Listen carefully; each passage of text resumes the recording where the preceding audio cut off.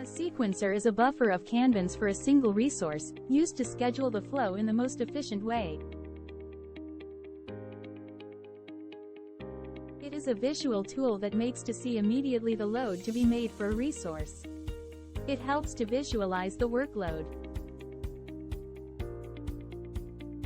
But how does it work? After the kanbans arrive, they are placed in the sequencer to maintain the pre-established sequence, respecting the principle of first in, first out. First in first out is a principle and practice that ensures that the first part to enter a process or storage location is also the first part to exit.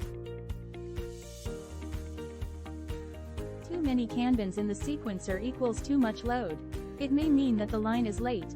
Too few kanbans mean that the line is advanced or has less work. In summary, it is a visual tool used to schedule the flow of products.